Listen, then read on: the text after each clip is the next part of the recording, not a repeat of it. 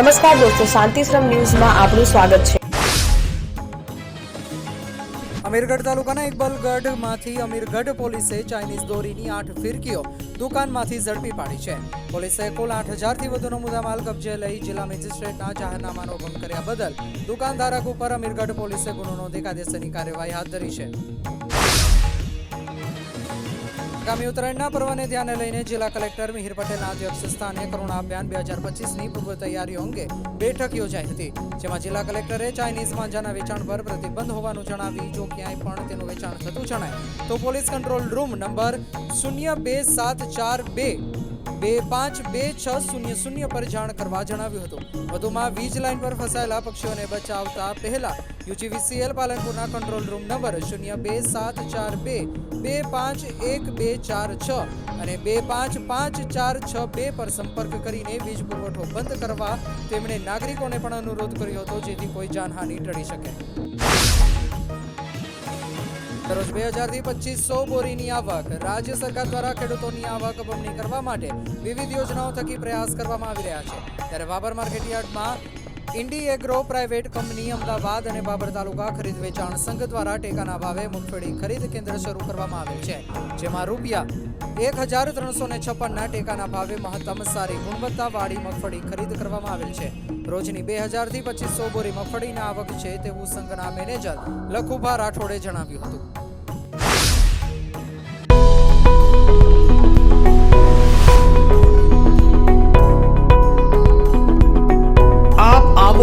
આજે દિયોદરમાં બનાસ ડેરી સંચાલિત ઉમંગ મોલમાં જ્યાં આપને મળશે બનાસ ઘી, બનાસની ચા, નવરસ તેલ સહિતની જીવન જરૂરિયાત તેમજ કરિયાણું તથા કોસ્મેટિક ચીજ વસ્તુઓ તેમજ પશુહાર સામગ્રી મળશે વ્યાજબી દરે। આજે સંપર્ક કરો ઉમંગ મોલ, ખીમાડા બાબર હાઈવે, તિરુપતિ સોસાયટીની સામે, બ્રિજના છેડે।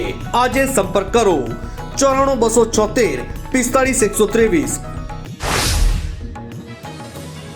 વર્ષના બીજા સપ્તાહમાં જ ઠંડીનો અસલ મિજાજ। ઠંડીનો પારો 1 આંકડામાં નોંધાયો। બનાસકાંઠા જિલ્લામાં ઠંડીમાં થોડા દિવસો પહેલા સામાન્ય ઘટાડા થયા બાદ બરફીલા પવન ફૂંકાવાના શરૂ થયા।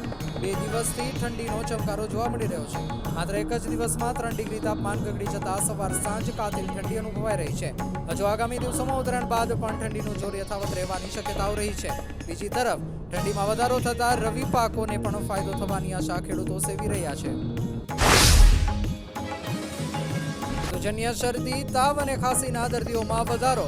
હાલમાં HMPV વાયરસનો લોકોમાં ભય ફેલાયો છે, ત્યારે ડીસા સિવિલ હોસ્પિટલમાં પણ બુધવારે દર્દીઓની લાંબી લાઈનો જોવા મળી હતી, જેમાં શિયાળા દરમિયાન ઋતુજન્ય બીમારીઓ જેવી કે શરદી, તાવ, ખાંસીના દર્દીઓ વધુ જણાયા હતા। સિવિલ હોસ્પિટલના ડોક્ટરે પણ આવનાર દર્દીઓને સારી સારવાર મળી રહે તે હેતુથી સુંદર વ્યવસ્થા કરીને દર્દીઓને કોઈ પણ પ્રકારની અગવડતા ન પડે એવી વ્યવસ્થા ઊભી કરવામાં આવી છે।